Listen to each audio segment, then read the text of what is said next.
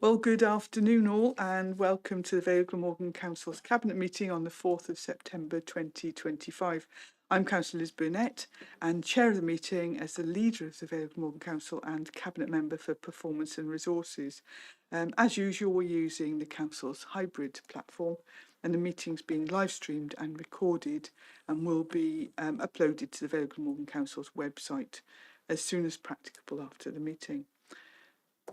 Participants, whether in the chamber or joining online, as we have both today, should ensure their microphone is not activated when not speaking to avoid any background noise or feedback. Those online and wishing to speak should raise their digital hand, and those in the chamber can raise their real hand. So that's the way to make yourself heard. The chat function is only used to highlight any technical issues or to attract the attention of the Democratic Services Officer. So as we have an absolutely packed agenda for our first after recess, I will move straight on to apologies for absence. And I think, if I'm not mistaken, we will have full attendance today, either in the chamber or online. I think Councillor Perks has got a slight glitch technically, so I should imagine she'll join us shortly.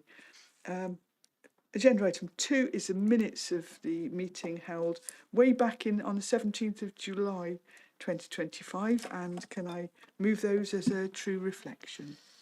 And I'll second those minutes. Thank you. Everyone in agreement? Can't see any dissent. That's fine. Third, to receive any declarations of interest, and if so, the nature of such interests. I haven't heard of any, and there's been none received for this meeting. Thank you, Lisa. Super, thank you. So moving straight on, we've got a large number of references from meetings that happened before the recess, and the first one that we have, I'll just move my papers around so I can catch up with these. The first one that we have is in relation to Quarter 4 Audit Wales Work Programme Update 2024-25, and that is from the Governance and Audit Committee of the 23rd of June. Let me just call up the relevant report.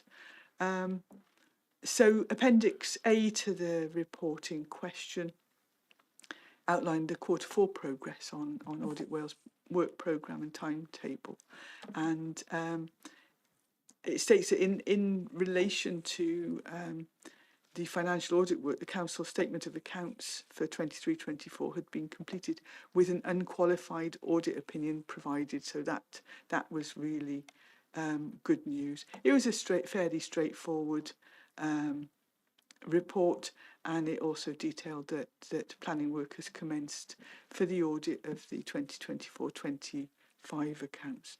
So it's very straightforward recommendations from that committee. They noted the report and they referred it to Cabinet for our oversight. As I said, very straightforward, very positive report. So I'm happy to move we note. And I'll second that. Thank you. And again, no dissent on that. Agenda item 5 is another reference from Governance and Audit Committee on the 23rd of June. And this was the annual audit summary from the Auditor General of Wales. And again, it was in relation as well to the setting of wellbeing objectives from the Council's new corporate plan, Vale 2030. And the Council was the audit review was very positive in that way. So the contents of the review are included at Appendix A, if you want to see. There was mention of the in relation to accounts for they've said the Cardiff Region City deal. I think we have to qualify that it's now the Cardiff Capital Region Corporate Joint Committee. It actually moved in its legal form, but I think, I'll have to double check, but I think that might have there might have been a glitch there. the committee referred this to us for our consideration, and as I said, their comments related to the Cardiff region city deal.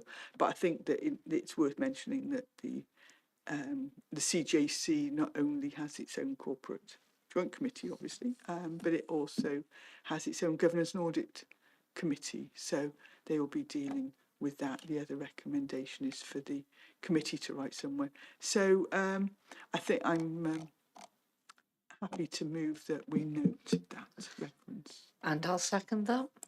Thank you. Agenda item 6, another reference from Governance and Audit Committee on the 23rd of June, and that was in relation to a policy review for corporate concerns and complaints. It's something that we've discussed quite a lot, haven't we, in terms of how do we make best use of any sort of complaints or comments or queries that are shared with us as an organisation, but actually also what constitutes one. This is somebody just gets in touch with us and says, street light in my road is out. That's not a complaint, that's just alerting us very helpfully to an area of concern.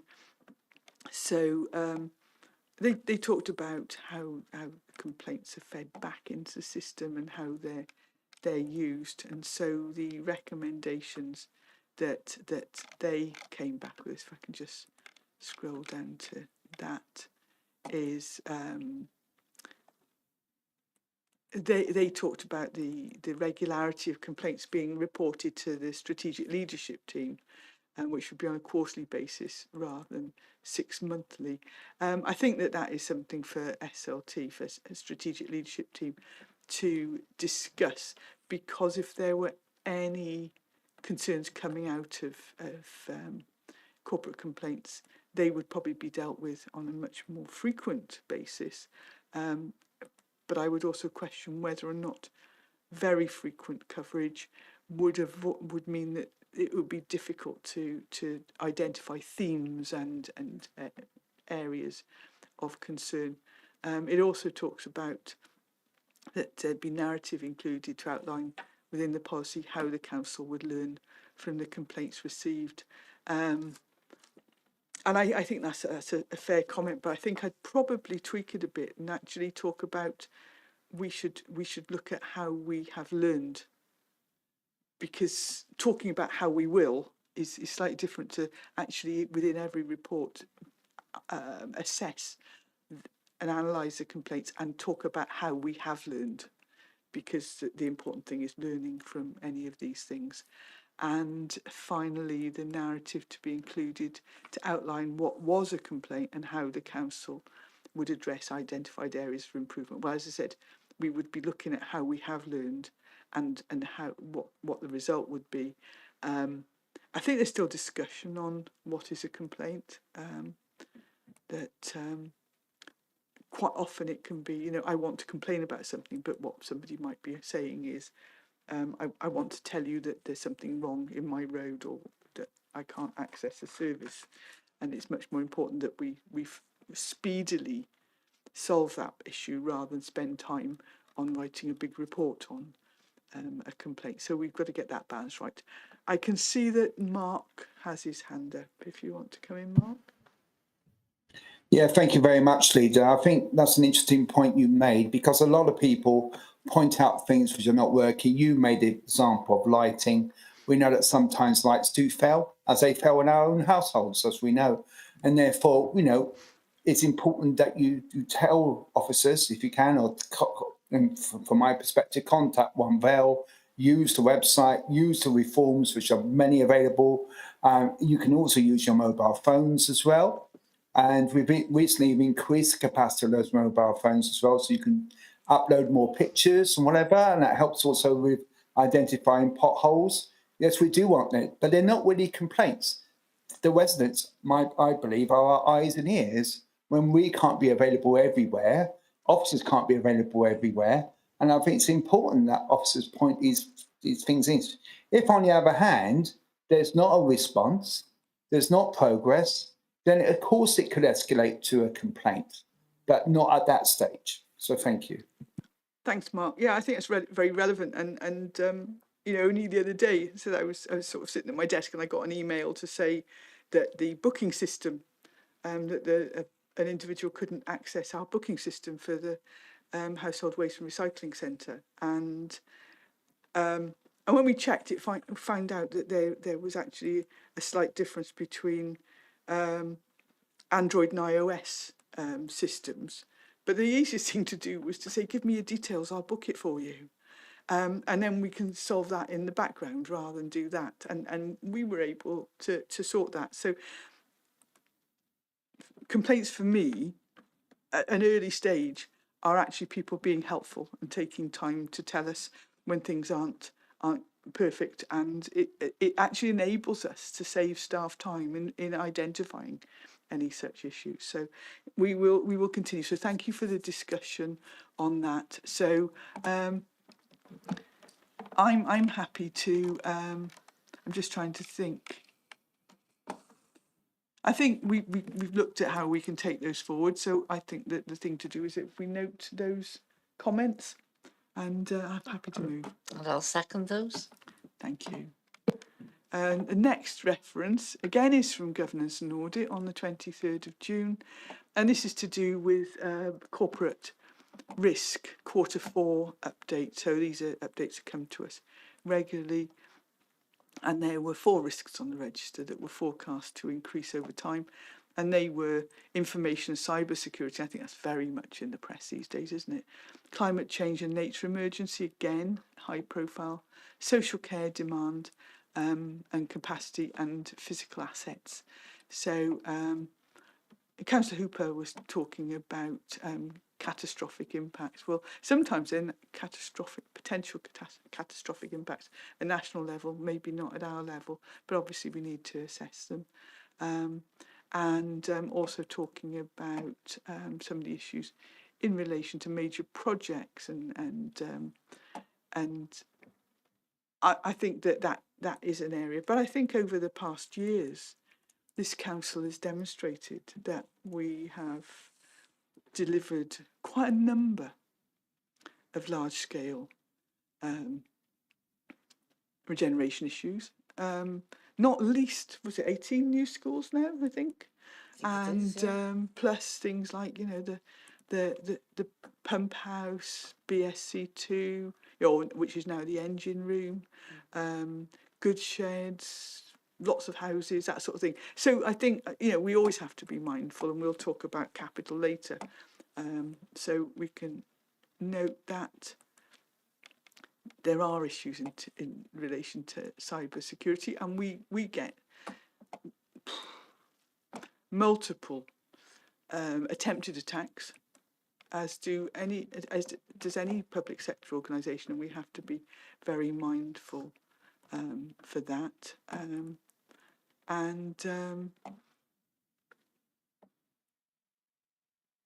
I gather that there's a further update on major regeneration projects in the next quarter, which I think will be very interesting. So I'll make sure that I attend for that. So the comments of the Governance and Audit Committee, because that's what they've recommended that we see their comments. It's in relation to delivery of major regeneration projects. So, well, we note their concerns, but they are already having a report on that.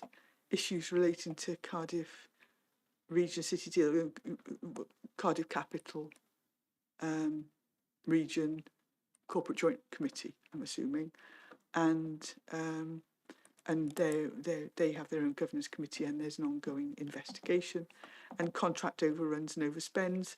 I think I'd enjoy seeing that report when it comes. So happy to note those recommendations. And I'll formally second that. Great. Let's have a look. On to agenda item 8. And this is Vale Glamorgan Council setting wellbeing objectives examination. So this is reference from Governance and Audit.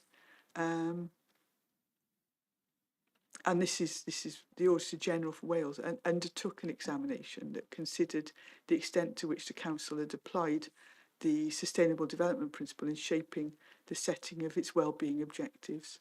And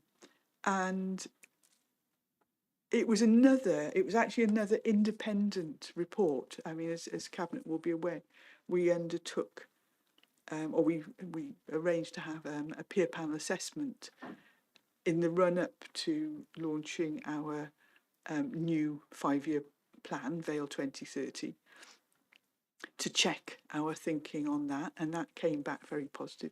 We also talked to Audit Wales about their input into our wellbeing objectives, and again, if they were correct, and it was a very, very positive report from Audit Wales, and they concluded that the council had applied the Sustainable Development Principle to shape the setting of its wellbeing objectives, including effective use of data, alignment with financial plans, and a strong approach to involvement.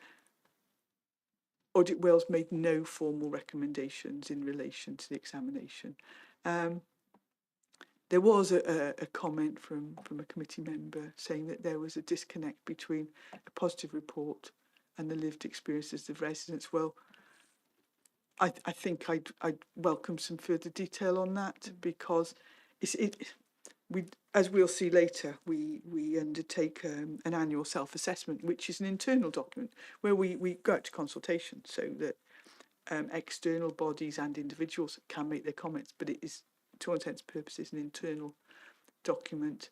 In this situation, we have gone out to independent bodies, totally independent bodies, for them to review our work, which has been totally positive in both cases. So I would like to see where there is that disconnect.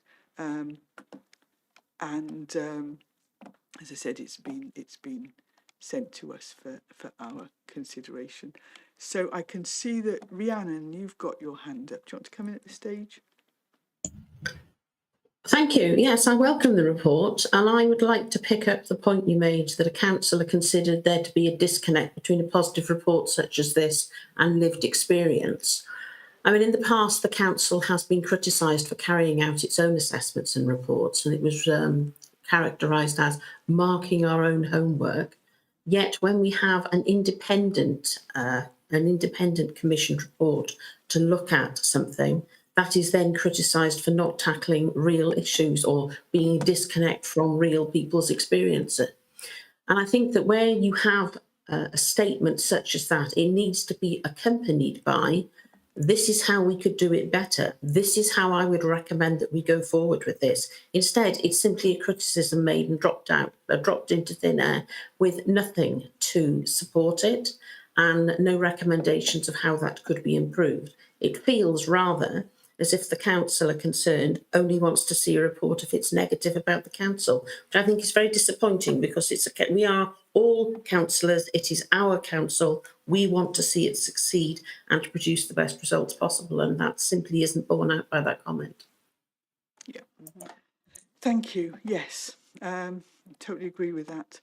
So the recommendations basically were the findings from the Audit Wales examination, the extent of council's application of the Sustainable Development Principle and setting its wellbeing being noted, well, that was for them, and that the report be referred to Cabinet for its oversight. So again, there are no direct recommendations for us, so I would move that we note. And I'll second that. Super. So coming down to agenda item 9, this is a reference from Resources Scrutiny Committee, and this is the task and finish group on the review of the Vale of Glamorgan, it should be Vale of Glamorgan Council, shouldn't it? Procurement policy, function and strategy, and this is going to link in with agenda item 14 later on the agenda. So I'd move we note, and we'll come back to it at that point. Yeah, I'll second that. Everyone happy? Yes, I can see you nodding. Agenda item 10 and agenda item 11. Just double checking on this. They both are linked to the Vale of Glamorgan Council's annual self-assessment, and that is going to be covered on the agenda at item 16. So again, I would move that for now. We note both of those references, and we will take them with the later item. Is that okay? Thank you. Okay, so I'll second that. Thank you. And yes, if no dissent, that's fine. Then we have agenda item 12. That's the Project Zero update report reference from Place Scrutiny Committee on the 22nd of July. I think if anyone hasn't seen this report, I mean, read it or seen it, it was a really superb presentation to scrutiny by officers to actually outline everything that we'd done. When you think about it, we as a council, we agreed, or we declared a climate emergency in 2019, and then in 2021, we declared a nature emergency, and that has shaped. This is how policy is determined quite often, apart from through the set policy processes in a council. And these updates allow us to look at what we've done since then. And we were talking about progress against the 18 challenges that were part of the climate change challenge plan. And there are also all sorts of things on there. It's volunteering opportunities within the council's green spaces and conservation activities. And there's also a biodiversity e-learning module that was developed by Cynnal Cymru, which received funding from the Shared Prosperity Fund, and a whole range of others. If you want to have a look, but I said it's worth watching the actual presentation that officers did. It's available online if people wanted. There were some queries about how do we fund all this and whether or not our Project Zero reserves remain, and it was confirmed that the reserves, specific reserves, were being held for Project Zero. But I think for the future, and also as we move into our budget setting process, we have to think about a lot of this is not a statutory requirement for this council, and as budgets become ever more tight, the big question is how do we fund this work? If environment, if biodiversity is that important for us, which it certainly is for Cabinet, how do we fund that? So that is something that we will take forward. Scrutiny had a number of recommendations within this reference, 8 actually, and only 2 that were specifically for Cabinet. One was that the report be referred to Cabinet for consideration, and yes, we have done that. Recommendation 8 from them was that the report be distributed to all elected members of the Public Services Board and all town and community councils for their information. Well, I suppose it's worth noting that the new format and way of working for scrutiny has a lot more autonomy. The all elected members would have received a copy of the report as part of the agenda papers of that scrutiny committee, or they'd have received a link to it. And to distribute it, or to ask for it to be distributed to all members of the Public Service Board and all town and community councils for their information, that actually is within the remit of a scrutiny committee. Yeah. So, for future reference, if scrutiny committees want to forward information anywhere, they can do so. So it was a very thorough discussion at that committee. So I would move that I think we have to. We'll on this occasion. I think we'll double check that the report report has been distributed to Public Service Board and all town and community councils. For the future, that probably won't come to us, and that Cabinet note the reference, the contents of the reference. And I'll second that. Super. Agenda item 13 is the minutes of the Joint Consultative Forum that was held on the 30th of June 2025. This is a fairly straightforward meeting, dealt with a few areas. I think one of the most important for us is the social partnership duty. And within the Vale, I certainly like to think but hope that we work very closely with our union colleagues, and that they would raise any issues with us. And then they also talked about proposals for strategic themes, people strategy. So this is looking forward into our people strategy that goes alongside our work on Brilliant Basics and the customer charter, and that was presented to them.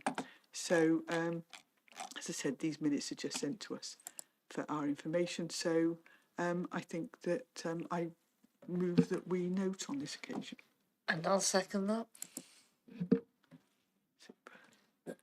So as we get on to the main report, if I adjust my screen and have some water, it's a lot of reports today.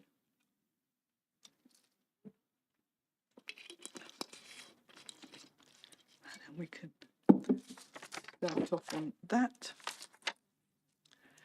So yes, in terms of the procurement policy and strategy review, it's an interesting situation in that we were undertaking a procurement policy and strategy review, and there was also a really in-depth task and finish review of procurement policy in the Vale going on at the same time.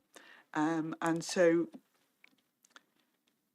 I think it's fair to say that there were so many in-depth discussions going on between scrutiny members or the task and finish group members and our officers, that actually constructive things that were coming out of that scrutiny review were actually built into the policy as it evolved. So there are a range of items that actually appear in both reports. There are a few other areas that where there is discussion of how we go forward on that, and specifically that would include social value. And social value is something we've been very committed to, but to actually have it laid out is quite important. The existing council's strategy, or existing policy and strategy, was actually agreed in 2023. So it is time for a review on that. And the council is in a procurement partnership, Ardal, which is led by Cardiff City Council to deliver the procurement function. But that is actually also, as we've done with other shared services, that's alongside other councils in that arrangement, such as Torvine and Monmouthshire councils as well. And so with a sort of collective resource, human resource and expertise. So we need to move forward in terms of looking at some other areas for it. But what we are looking at is, because the council had previously adopted the full Welsh Government sort of targets, outputs and measures framework for delivering social value, there's been a thorough review, and a more streamlined set of measures is now in place. And as I said, there's been a number of procurement developments taking place while the scrutiny task and finish work has progressed over the 18 months.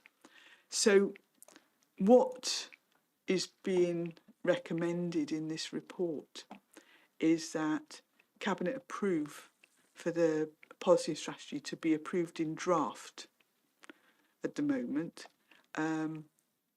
with a focused review on social value and circular economy by the Resources Scrutiny Committee in November. So that it will be further reviewed and then come back for review again in 2 years' time. So we will approve, if you have a look at the recommendations, because we've had two sets of people working to the same ends on this, it can be a little bit confusing. But in effect, the recommendations are that Cabinet reviews the procurement policy and strategy Appendix A to this report, and we have done that, and we've actually also had a look at the task and finish group outcomes.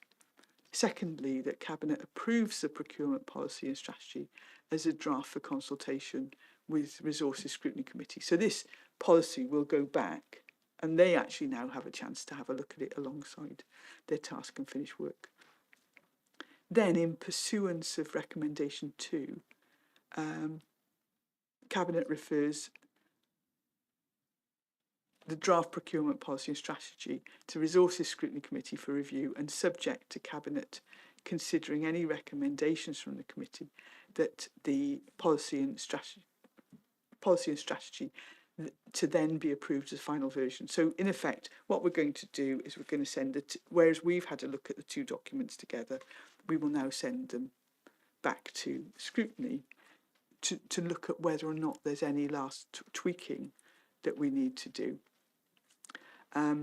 Then this would need to go, there would need to be amendments to the Constitution.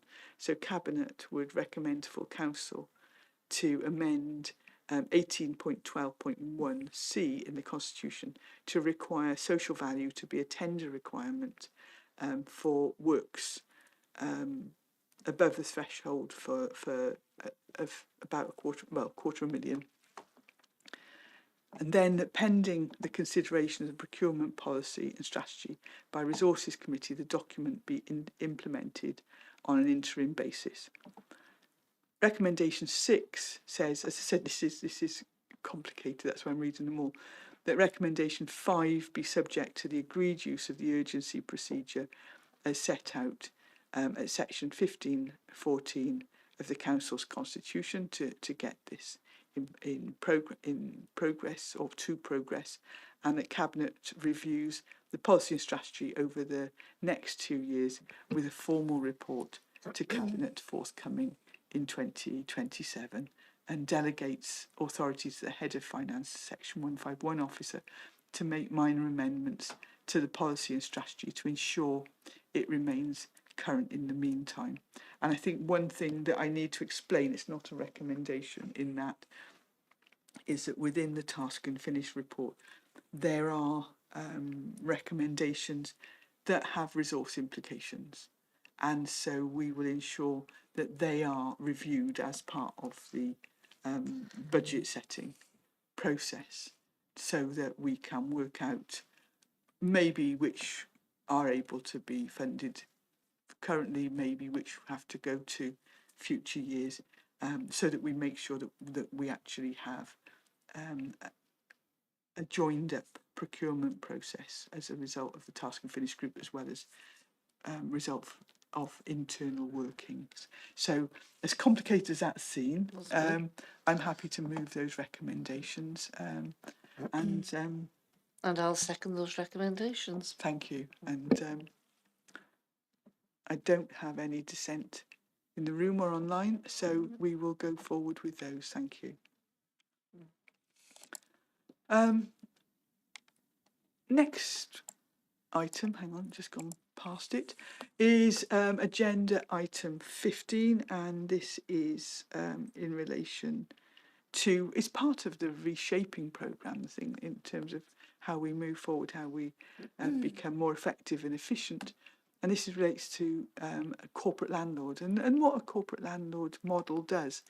is it looks at bringing the functions of all the council's property assets together into a central focus, so that looking at maintenance spend, looking at how we manage those assets effectively, better ability to deliver revenue savings, and how we maximise the use of assets. Because more and more people actually want to hold events or hire properties, and if you actually manage that through one core function, it's much more effective. We've actually been looking at this for a few years, and we commissioned some work from SIPFA back in 2022, and we've been having discussions since 2023 on that. The outline business case was finalised at the end of 2024, and that's been the main focus of this report. So the work will progress in terms of consolidating budgets, adjusting existing staff structures, because obviously if you're bringing stuff into the centre, then that will have implications for the areas where things are currently working. And we're hoping for the corporate landlord model to be fully up and running for the start of the 2026-27 financial year. We need to move away from a highly devolved model. At the moment, we are looking at the main assets. Schools wouldn't come into that. Community centres currently wouldn't come into that. But I think in time there's an opportunity for us to be discussing those areas, because having talked to head teachers, they're not property managers, and working out whether or not you've had the right servicing done on your school boiler or whatever is not something that features in the central focus of their day-to-day lives. So to be able to look at day-to-day management, repairs, maintenance, caretaking, cleaning, utility costs, that sort of stuff would be much more relevant to coming into a central function. So before I go on to the recommendations, Mark, you've got your hand up. Yeah, thank you. And I think this is a very good report. And I would say it's somewhat overdue as well, because I know many councils are adopting this model and we're following them. And obviously we can learn from their best practice to do this. And I think it's something that is well overdue.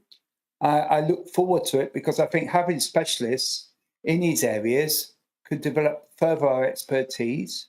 And also, as you're saying, we're looking to the future as well, hopefully with more of our other assets going over, because we want head teachers to run schools, especially the teaching and learning aspect of their responsibility, rather than running a school building. Yeah, absolutely agree.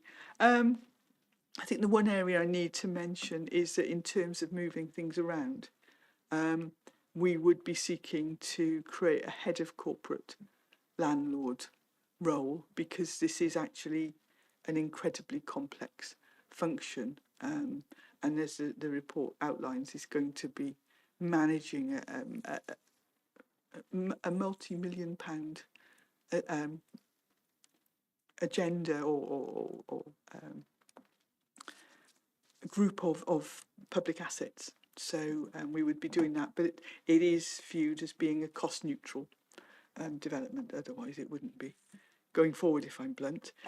So the recommendations, oh sorry, Eddie, did you want your hand up? Yeah, I'd just like to add that you've mentioned the schools in particular.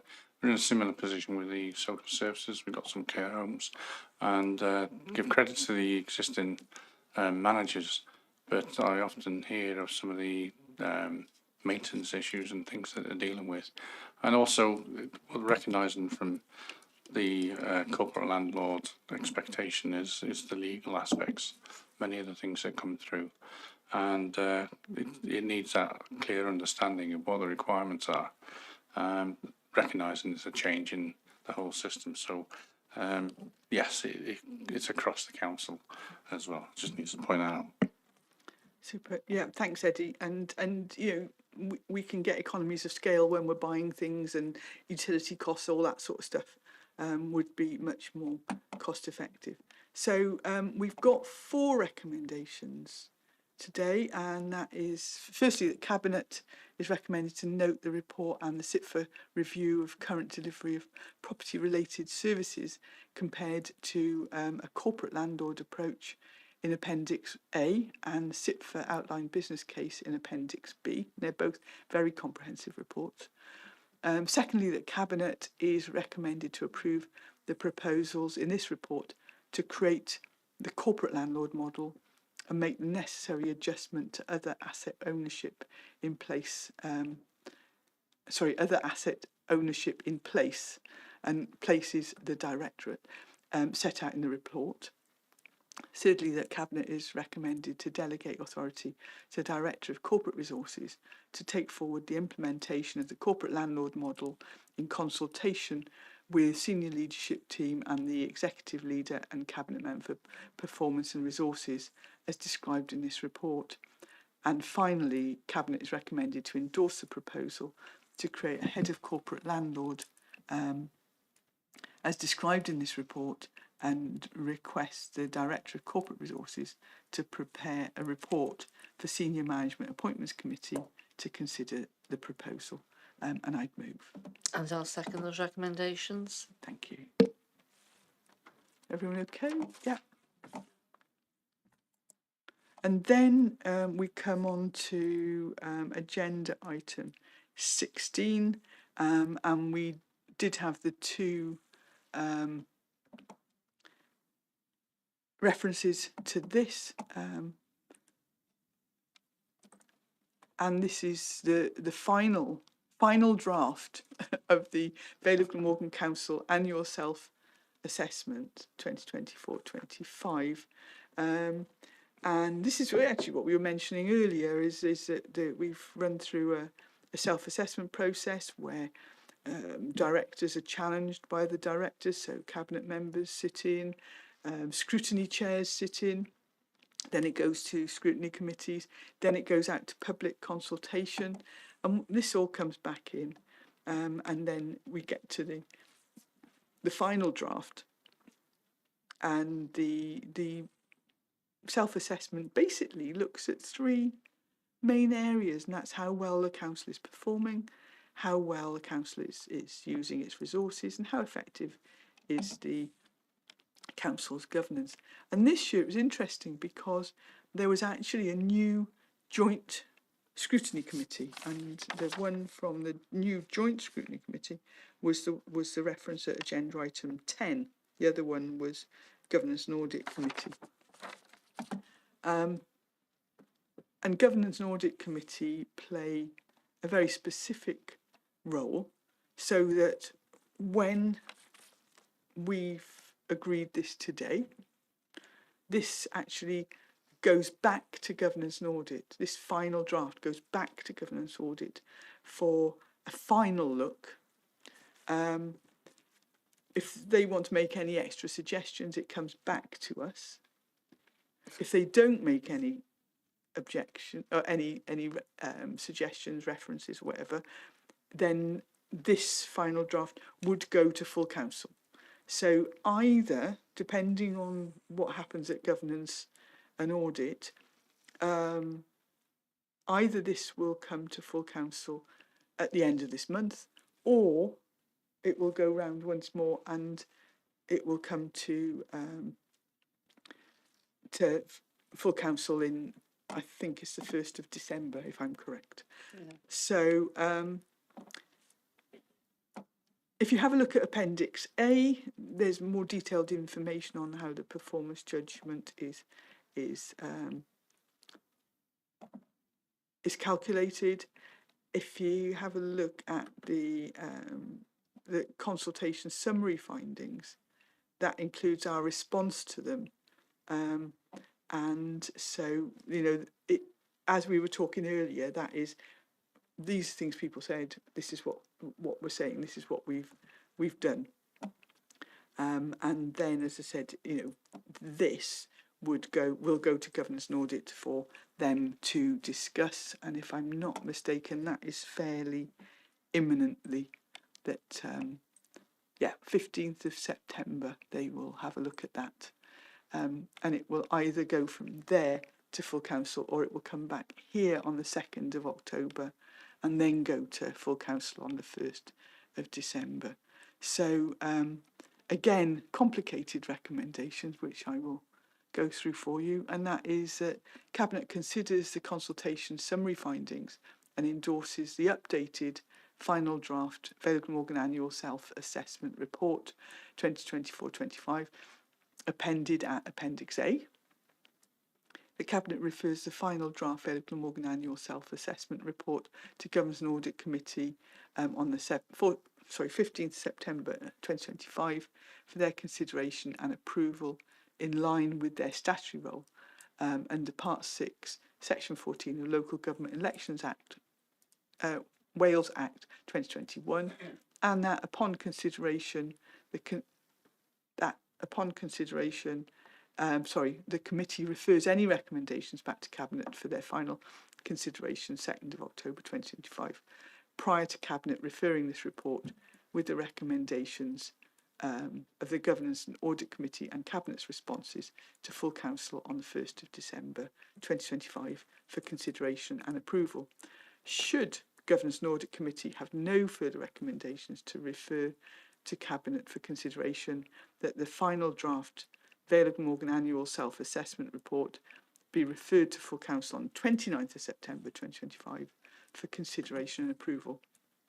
And finally, the use of the urgency procedure as set out at section 1514 of the Council's Constitution be agreed to allow the final draft Vale Glamorgan Annual Self-Assessment 2024-25 to be referred to the Governance and Audit Committee meeting taking place on the 15th of September 2025 for consideration, with any recommendations considered by Cabinet on 2nd of October prior to full council consideration on the 1st of December. But you have to sort of add in the bit about if they don't make any recommendations. So a bit complex, but I think fairly straightforward, and I'm happy to move on that basis. And I'll second those recommendations. Super. And everyone happy? No hands up? That's good.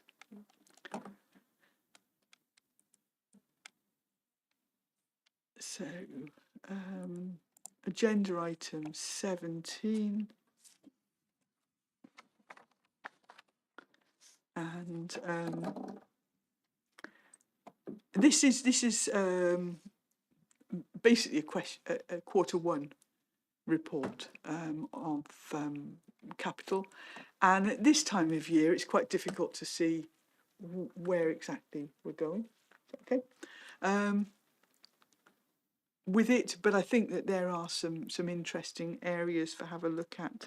At the time of, I mean, this is just April to June, but the time of writing, the approved programme totals just short of 130 million, which is an absolutely phenomenal amount. You can have a look at that if you look at table 1 on just under paragraph 2.1, with some slippage that's come through from last year, and adds that in and a few amendments. It is going to be absolutely essential that we monitor this incredibly closely, and I think it's worth noting that I think it's Appendix 2. Let me just double check. Yes, back in a couple of years ago, we introduced an appendix to break down all the developments by directorate, so that we can talk about any potential slippage going forward, and work out how that is being dealt with. But as I said, at the moment, a phenomenal amount of work going on. There's extra work that is being put in terms of our schools. There's highway improvements. I'm sure Mark will want to mention those. There's increases in active travel budget. There's a mention of the proposed, or not the proposed, it's happening, the new Cowbridge Primary Phase 2 school, which is in effect called YOLO. And we are reprofiling that, where we're moving 3 million over into the following year. And it shows how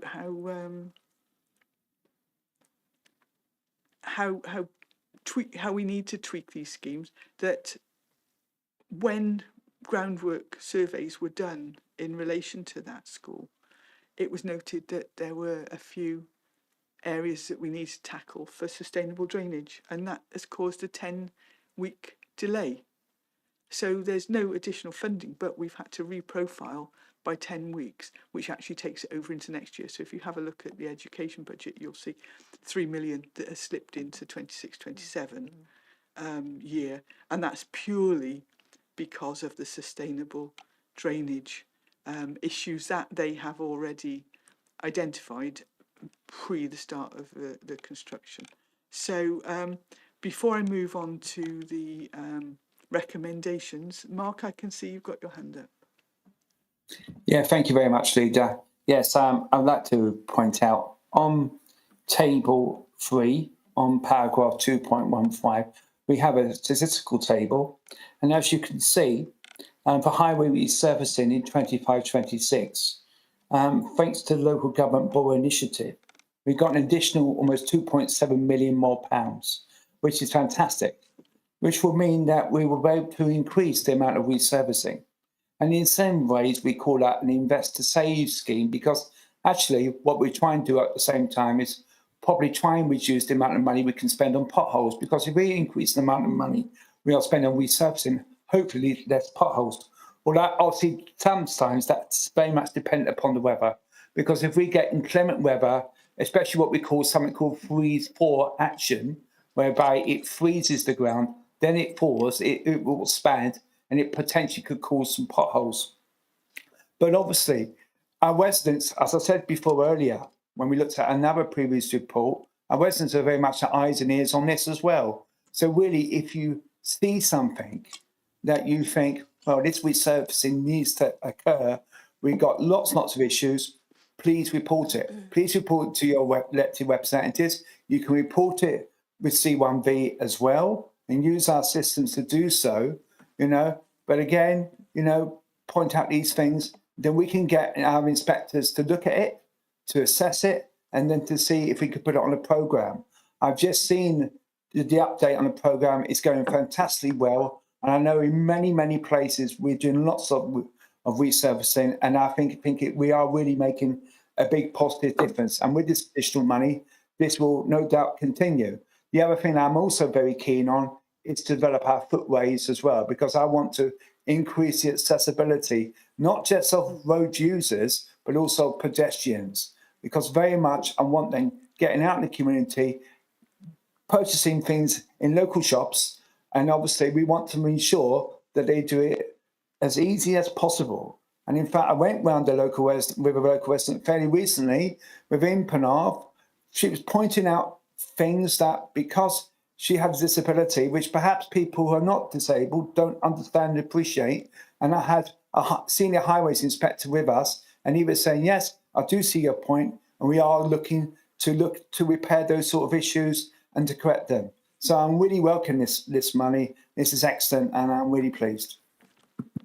Yeah, thanks, Mark. I mean, I always talk about conversations I have on the bus, and it was interesting that I was on the bus, and it was the roundabout by the police station in Barry, and somebody said that there were signs up that the road was about to be resurfaced, and they said, are the bus routes going to change? And there was a sort of like mad panic on the bus about, are the bus routes going to change? And am I going to be able to catch my bus? But actually, for such a key junction, all that work was done at night. So from 6 o'clock, 7 o'clock in the evening up till midnight, which is a bit tricky for local residents, but it got it done, and the service is absolutely super now.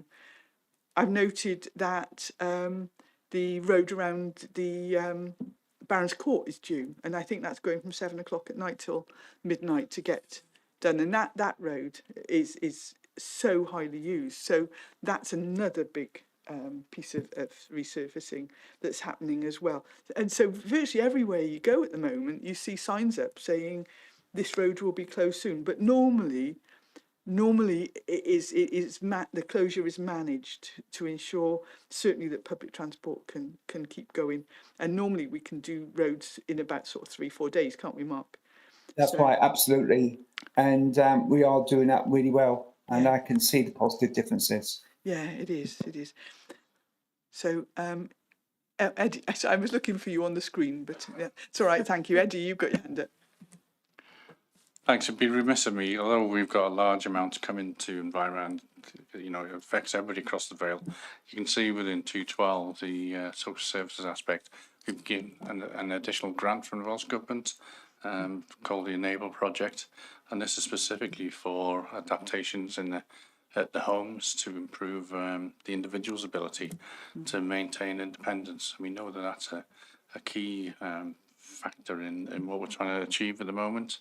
So I just need to say that we appreciate that additional funding, and it will help older people and those with need additional needs. So thank you. Thanks, Eddie. No, it's worth saying. One correction I need to make on here is I was looking at the picture for the Mirchfield multifunctional recreation space. That looks good on the report, but actually it says an improved crossing point at Windsor Road, Penarth. I don't think it's Windsor Road, Penarth. I'd have to double check. I think it's Windsor Terrace. I didn't know if it's just over the edge into Beach Road, but it's not Windsor Road, because Windsor Road stops at the roundabout. So if anyone's reading the report, don't go looking for that crossing in Windsor Road. I think if it correct me if I'm wrong, leader, I think it's by the junction of Windsor Terrace and Church Road. I think it's Church Place, isn't it? So I think it's on that junction there. Yeah. I think that's the crossing. But they did some really good work there. I saw that myself when they were doing it. Yeah. Well, no, it's super. It's drop curbs as well. So it's exactly what you were talking about in terms of accessibility. And what we tend to say at the moment is, you know, if you have mobility issues and you need drop curbs in your area, that our officers will actually go and assess a route. So if you have a usual route to somewhere and the route is not accessible, then we will assess it and see what can be done. So yeah, brilliant. So I've rabbited on enough about this. You'll be pleased to know that I am not going to read the entire list of recommendations because they take a whole page. But the recommendations are as laid out. Oh, actually, no, I've got an extra recommendation. Is that 1514? No, it wouldn't be, but it is just an extra recommendation to refer it to resources. That's right. I knew that there's normally two that we miss. They're not exactly as laid out, but if we take the first 5 recommendations as laid out on page 2 of the report, and then add in a 6th recommendation that the report is referred to Resources Scrutiny Committee for their consideration. Yeah, so, and I would move those 6, or the 5 plus the extra ones, so 6 recommendations. And I'll second those recommendations. Super. Move that to one side. Then let's have a look. We're going to move to agenda item 18. Actually missed it then. This is Q1 revenue monitoring, and this is also going to be referred to to Resources Scrutiny Committee. So I'm not going to go into it in huge detail today, as first quarter quite often doesn't give you a picture of the way forward. But I think it would be remiss of me not to mention the concern that we have currently with the demands from unplanned use of reserves, the challenges of deficits in school budgets, and I think that what we're currently seeing is a disparity between similar schools. So you might have schools that have got very similar situations, very similar demographics, but some might be in surplus and others might be in sizable deficit. So if that were to continue, I would flag up that could have major implications for this council. So it will be something that we will be focusing on in the coming months. But what we will be doing is, I think we have to recognise that as a council, with any council, the way that school funding works is that there is a budget formula. So the amount of money that a school receives is set on a whole range of criteria. Once that budget is handed over, it's down to the school to manage it. And they have support from the council's finance staff, etc., but not in terms of decisions. But our schools are experts in teaching and learning, as we can see from the good results that our children achieve. But they're not. We can't expect them to be experts in financial management. So we will be working to address the deficits, and a number of schools that have got high deficits that are seemingly irrecoverable will be meeting with sort of senior leaders and myself, and we will be looking at what support and what steps can be taken, and we will be bringing in specialist support to work forward. But so I just thought I needed to flag that up, that is a concern for us currently. So before I go on to recommendations, I can see that our Education Cabinet member, Councillor Birch, is there. So over to you, Rhiannon. Yes, I wanted to reiterate and support the point you make about support being available for schools. I think that heads are expected to be all things to all people now, and we employ them for their expertise in teaching and learning and leading a team. We do not employ them to be financial managers, but we expect that of them. So you can have a head teacher dealing with parents, dealing with small children, dealing with accidents, and still worrying about whether they're going to have enough cash to employ a TLA for a child that needs it, or to get the playground resurfaced. And I think those are burdensome on a lot of heads. They shouldn't have to worry about these things. And I was talking to one head recently who the children were going to go on a school trip, and he and his wife had spent the weekend driving to the site that they were going to see in order to do a risk assessment, and it had taken up their entire weekend. And you think there's got to be a better way to support heads, boards of governors, and the financial difficulties that many of them find themselves in. I know that our finance team have been in and looked at budgets with some heads and boards of governors, and I think that work will be continuing, because obviously this is a concern to all of us, and my concern particularly because I don't want anything to interfere with the improvement of education standards for all of our children. Yes, thanks, Rhiannon. And it is a concern, but as I said, we're flagging it at Q1, and we will move forward. There was a deficit at the end of last year, and I said we need to be helping schools to bring that back to balance.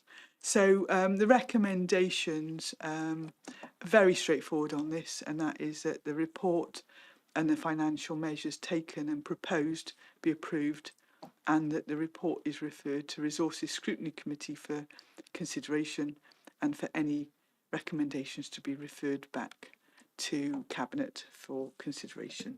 And I'd move. And I'll second those recommendations. Thank you. And no dissent on that. So the next report is agenda item 19, and that is the Q1 Treasury Management Monitoring Report for 2025-26. And I imagine that, you know, with the current volatile financial situation for everybody in local government, then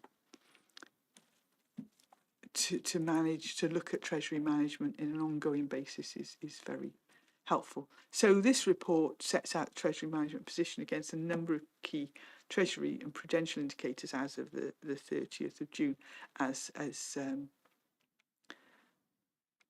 usual, and the council, it says here debt, but it's not necessarily, it's sort of borrowing. The council's debt portfolio as of end of June is laid out in the report in terms of mostly loans from the Public Works Loan Board, which are low cost long-term loans, and which is about 167.9, so virtually 168 million. And then with some other loans, we've got a total debt of 171 million. The report details the changes in the capital programme since the last time, and the changes all fall well within limits as the Treasury management and investment strategy. And I mean, as we know, wherever possible, the capital has financed new capital expenditure and maturing debt from its own resources. And that's no surprise, because that's what we've always, why we had reserves, and we've always said we have reserves so that we can do things, so that we can deliver developments, etc. for our communities. But reserves and balances are now fairly well depleted. And so the council will be required to meet more and more of its capital requirements through external borrowing via the Public Works Loan Board. And I think we've talked about that previously when we were talking about the next two schools that we are planning to deliver, St Richard Gwyn and Ysgoliolo, where there will be borrowing to help meet those costs. Due to the current high costs of borrowing, the council is actually taking a prudent approach, and we are borrowing on shorter term loans up to 5 years in an expectation that rates will fall during that period, and then we can borrow at a lower level for future periods. The council's borrowed 6 million to fund capital expenditure at 0.2% below the standard rate. As of the 30th of June, at the end of June, the council's external borrowing was 174.68 million. That was up from 172.77 million in the 31st of March. And the external borrowing also increases the council's leasing liabilities, where we are in leasing contracts. I mean, it sounds a huge amount, doesn't it? But it falls well within the authorised limit and operational boundary indicators that have been set for the year. And the borrowing costs in the first quarter of this financial year were 4.84%. In terms of investments, the council's investment portfolio also increased significantly, rising from 17.19 million in March, up to 54.96 million as of 30th of June. And the majority of the council's investments were placed in money market funds and the debt management office, so these are safe accounts. The average rate of return for all investments was 4.3% over the quarter. No investments were placed in Treasury bills, as more favourable investment opportunities were available to the council. And I keep having to reiterate that favourable investment for us is not only a reasonable to good return, but safe, so that the actual base capital is not at risk. So it's fairly straightforward. It's a 1 quarter review. And so the very simple recommendations for us are that Cabinet notes the Q1 monitoring report for Treasury Management 2025-26, that the Q1 monitoring report for Treasury Management 2025-26 be referred to Governance and Audit Committee, and finally that the use of the urgency procedure as set out at section 1514 of the Council's Constitution be agreed to allow the report to be considered by Governance and Audit Committee on the 15th of September 2025. So basically, we don't want to have to wait for the 10 days when it's going to go to that committee anyway, so we want to use that urgency procedure. So I'd move.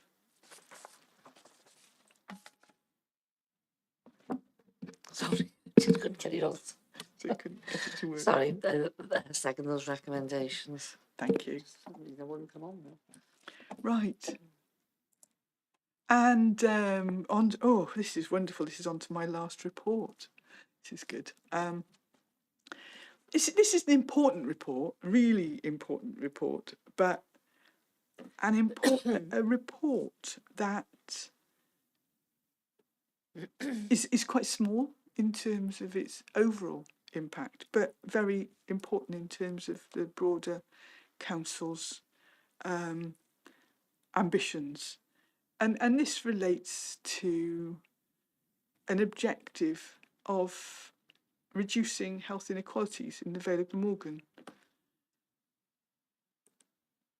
I think when I first heard the figures, I years ago, I was stunned, and it's something that has stayed with me, is that the difference between the best and the worst in our communities on healthy life expectancy. Now, we've always known that there are differences in life expectancy for a range of reasons, but it's the healthy life expectancy.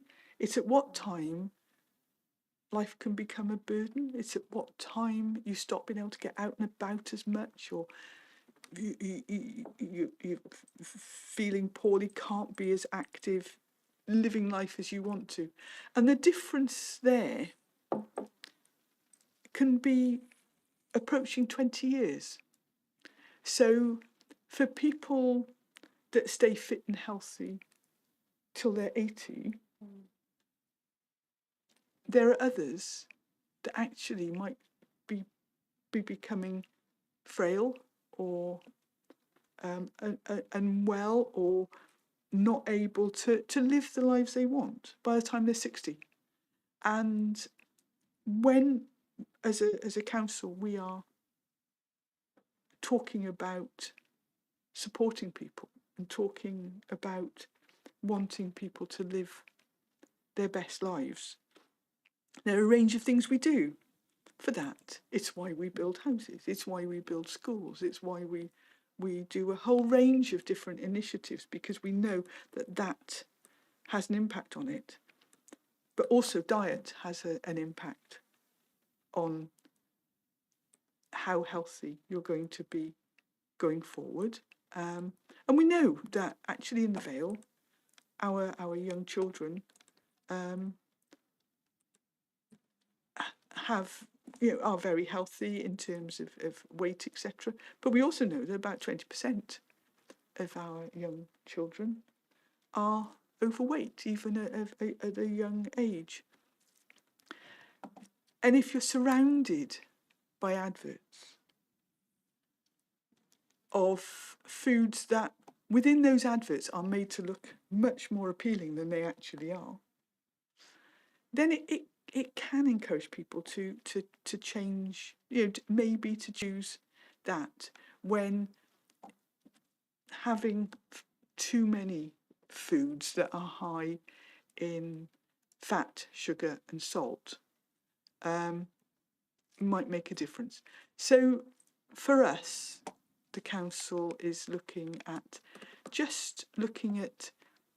the sites where we control those adverts, and it's not many, to say, and we think back. I mean, some people might not remember, but there were days where you used to have all sorts of really flash adverts for cigarettes, and now we realise that's that wasn't appropriate, and it's made a big difference to a lot of people's health.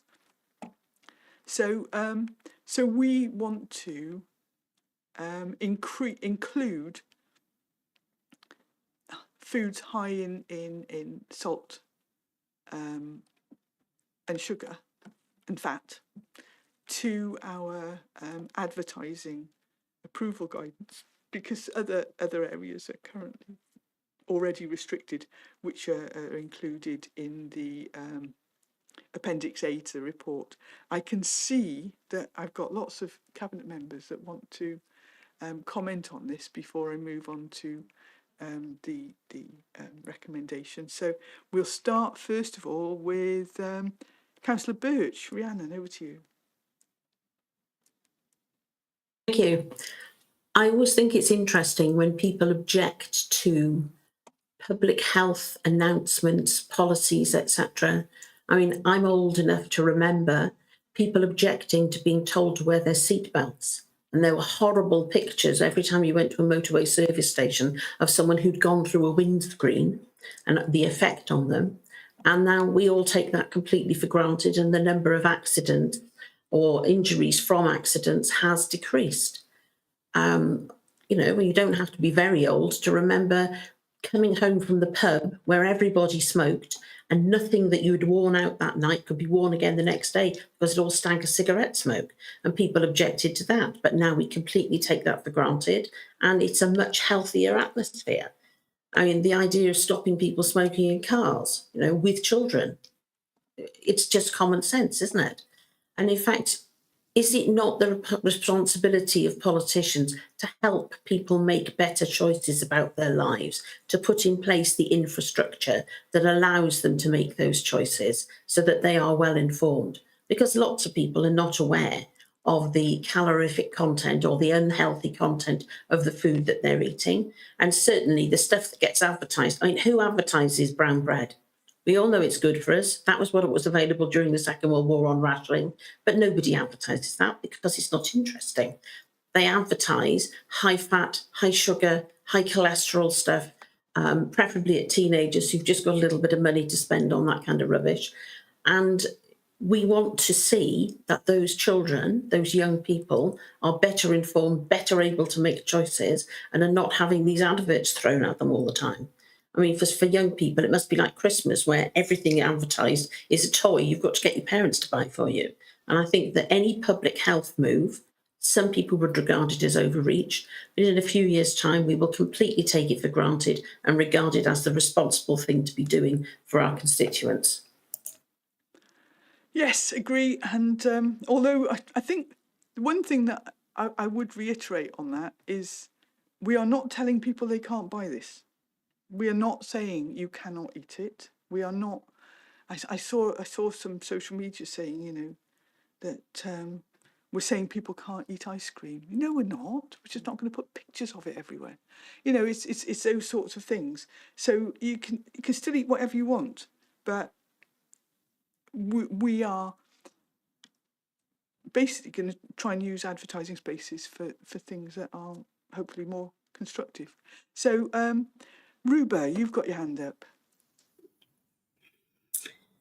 Yes, thanks. Thanks, Liz. Really, just to begin where you just finished there, this isn't about telling people what to do.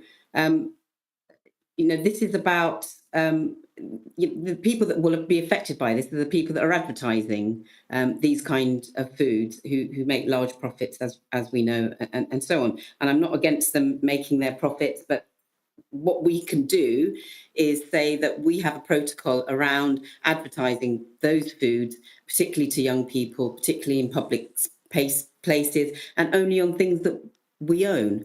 So for me, the background to this is twofold. So as far as I can see, it's about our contribution to public health, and as you've already mentioned, delivering on our objectives around health inequalities. And I think this goes a small way towards that. And our actions as a council, I think, on this matter will contribute positively. And secondly, and perhaps more importantly, I think this is about our values. We as a council have a values-driven corporate plan, part of which we say that one of our objectives is to address health inequalities in the Vale, is to address, increase the well-being of our residents.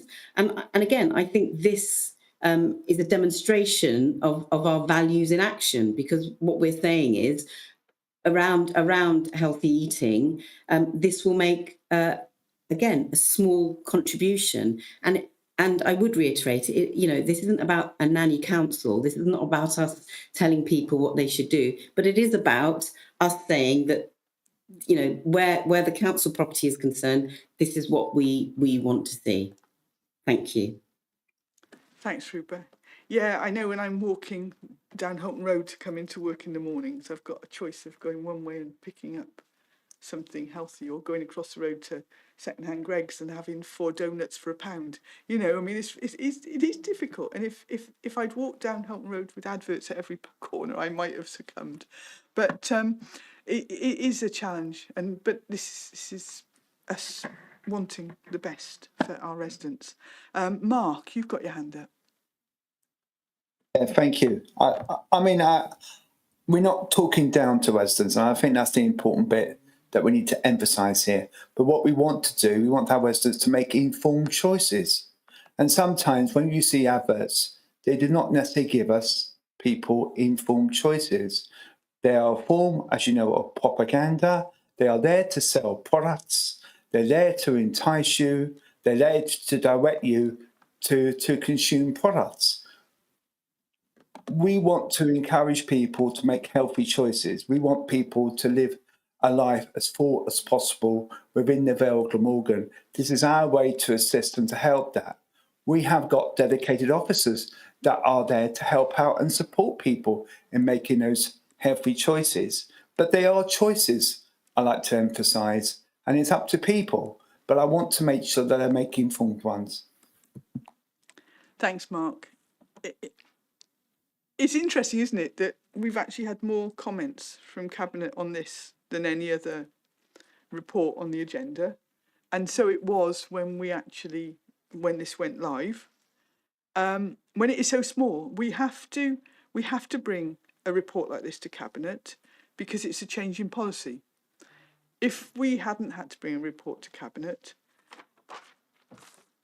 there would have just been a change with what was on advertising hoardings, and probably nobody would have noticed. It is completely a matter of free will, what people buy and what people eat. This is the council trying to do its bit in terms of not providing very persuasive means for people to make unhealthy choices. So I'm happy to support this and to support the recommendations. Oh, Gwyn, did you want to come in? Yeah, thank you, Leader, if I may. In my mid-30s, I was vastly overweight, and I realised that if I wanted to live a long life, I had to do something about it, and I did. And now I'm coming up to 80, I've had a good life. I've enjoyed my life, I've worked hard, I've enjoyed my sport, and I've enjoyed all the food I want to eat. But I look at myself and say, don't be silly. If you want to live, just cut back. If you're eating too much, just cut back a bit. If you're drinking too much, cut back. Because quite honestly, it's all about your life. It's about your health. And if you haven't got the health, you're not going to live long. And at 35, I was heading for disaster by the time I was 55. And I did something about it. So when you go home tonight, look in the mirror and say to yourself, hang on a minute, I am a little bit overweight or whatever, and maybe cut out that extra donut, that extra pint of beer, and live sensibly. And then you won't have to wait for a medical appointment, ring in the doctor, criticising doctors. You won't have to worry. You just simply live your life and enjoy it. But please, please, please look after yourself. That's what it's down to you. Thank you, Gwyn. And I don't think anyone in Cabinet is owning up to how many of us can't match you for climbing up 3 flights of stairs.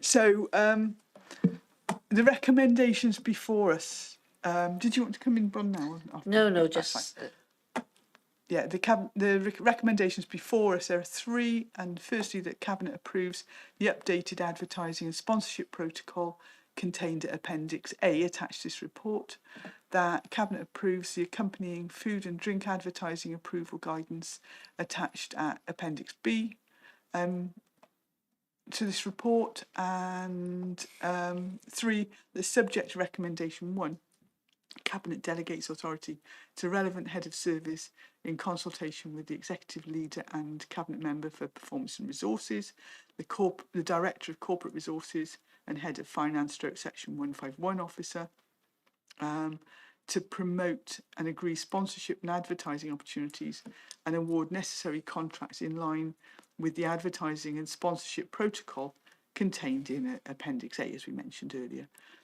Where it is deemed appropriate to do so, further reports to Cabinet on specific opportunities will be reported. So where they're not straightforward, then obviously they would come back to us. I'm happy to move. and I'll second those recommendations. Thank you. And since we've all spoken, nobody's in dissent, everybody seems to be approving. Thank you. So moving on to agenda item 21. This is the Welsh Language Standards Annual Monitoring Report for 2024-25. Over to you, Rhiannon. Thank you. The Welsh Language Wales Measure 2011 makes provision for specifying standards of conduct in relation to the Welsh language. The measure enables Welsh ministers to authorise the Welsh Language Commissioner to issue a compliance notice to those organisations to which the measure applies, and ours was issued in September 2015. This is a notice for the Council. It's a list of standards relating to service delivery, policy making, operational matters, promotion and record keeping. So we have to produce an annual report in Welsh in relation to each financial year, which deals with the way in which the Council has complied with the standard with which we were supposed to comply that year. And it has to be published by the 30th of June following the financial year to which the report relates. And we have to publicise this, so make it known to the public, and that a current copy of the annual report is available on the website and in each of the offices which are open to the public. We also have to produce a 5-year promotion strategy and review it regularly. And a new 5-year promotion strategy was endorsed in 2022, and it was reviewed last year. So Appendix 1 sets out the Welsh Language Annual Monitoring Report for 24-25 and outlines the main achievements, including progress with the website and increases in provision available to support Welsh learners and speakers. It contains a summary of the progress achieved in the year for each of the 33 actions contained in the Council's plan associated with the introduction of the standards. It sets out details of performance against this area of work, including details regarding the number of Welsh language complaints, a skills profile for the Council, and the number of staff learning Welsh at different levels. And I was very pleased to be at the end, I think it was in July, we were handing out awards to members of staff who had reached various levels of proficiency in learning to speak Welsh. And they were absolutely full of praise of the process and how, they'd obviously worked really, really hard. And it was pleasing to see it because it gives us more staff who are able to engage with the public through the medium of Welsh. A key priority for 25-26 is, again, to recruit more Welsh speakers into the workforce and encourage more members of staff to update their Welsh language skills. Appendix 2 provides the Cabinet with an update on the Council's Welsh promotional strategy as required by the standards. This seeks to address a variety of policy areas, including Welsh for adults, for children, young people and families, community and the workplace. This strategy is delivered by a variety of Council departments, working to deliver actions designed to promote the use of Welsh and address various aspects of the standards. Our Council also works with partners, notably Menter Glamorgan, to further enhance its work. This work has been refreshed in 2022 with a revised agreement based on providing a variety of different opportunities to promote Welsh and to trial new and innovative approaches. For each of the area of this strategy, an update is provided to demonstrate progress and identify areas for further focus. So Cabinet is recommended to consider and approve the report.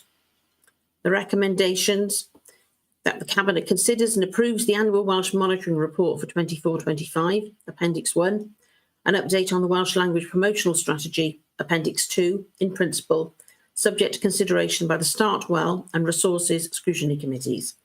And it's recommended that Cabinet refers this report with the appendices to the Start Well and Resources Scrutiny Committees for consideration, and if endorsed by the committees, that the report be published. And I'd like to move those recommendations, please.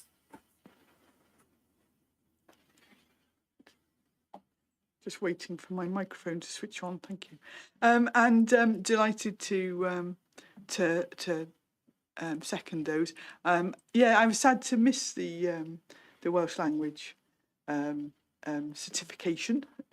It's always good fun, and it's always interesting to see the various levels of language ability. I won't embarrass our Cabinet member with his increasing levels of Welsh language competence. But yeah, I was sad to miss that, but I understand it was really enjoyable. So yeah, happy to agree that, and I can't see any dissent in the chamber. So yeah, all agreed. Thank you, Rhiannon. Thank you. So we're over to the final item for today's Cabinet meeting, and this is the Annual Equality Monitoring Report for 2024-25.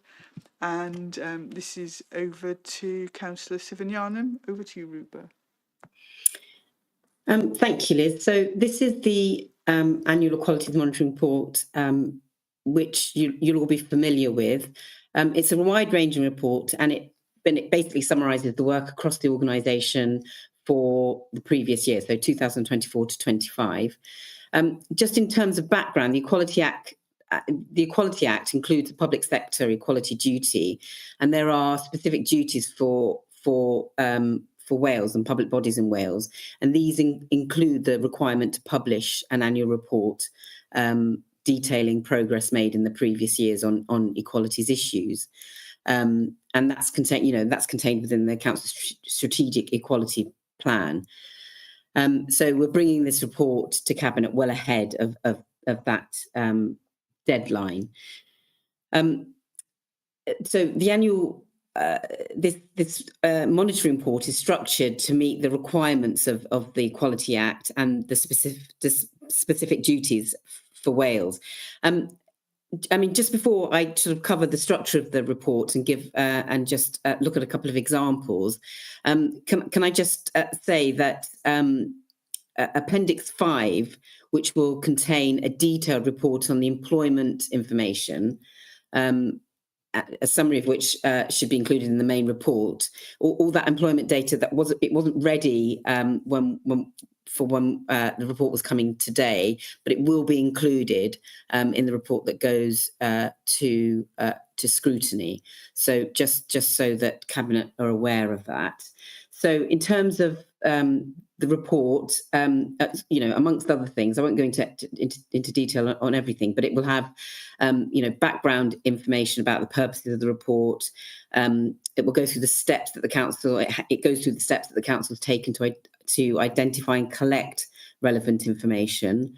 across the organisation, and then obviously going through how we use this information in meeting, the general duty. There'll be, as I said, there'll be specific employment information which is required by the Act, and which will also include information on training and pay. And all the detail is in Appendix A, which is appended to this report, which is the full annual equalities monitoring report. But it also gives examples of the council's work to achieve each of the equality objectives. And if you can indulge me, just for a couple of minutes, Liz, I just want to cover a couple of those examples, because it really does go to, what we are trying to do to make equality a reality across the Vale of Glamorgan, to many different people who who may have had an unfair start in life for whatever reason, or have reached a particular point in their lives currently, where they need some assistance to access opportunities. So, for example, we've got the Communities for Work programme, which is a team based in learning and skills, and it targets support for particular groups who are shown to be experiencing higher levels of unemployment. So they have a quick start scheme, which provides an opportunity specifically for young people aged 18 to 25 to gain a 6-month paid placement in a council department. And during the previous year, so during 24-25, 16 young people had placements, and 12 have now completed those placements. And I think that's a great success, and I'm really happy to report that. And that's continuing. That's a continuing scheme that we will continue with going forward. And there are 4 who are remaining on placements and are awaiting details on their next steps. So as Cabinet will know, and many of our councils will know, we have staff networks. We have 3 staff networks now: the GLAM network, the Diverse network, and the ABLE network, which continue to grow in their membership and support staff and shape decisions. So, and that's across our organisation. But I could go on. We have the Family Information Service, which has achieved the Family's First Quality Award accreditation, and it's demonstrating excellence in providing information, advice, assistance to local families who have young children or young people who are facing attainment gaps, and that service is seeking to address those gaps. So this is all really important work. And we have our Schools of Sanctuary programme and awards that more schools are applying for and obtaining. So I'm really proud of all our equality work, and the fact that we are I feel making some difference in addressing inequality across the Vale of Glamorgan. So I'll move now quickly to our my recommendations. So the first is that the Cabinet approves the Annual Equality Monitoring Report for 2024-25, as described in this report and briefly summarised by me.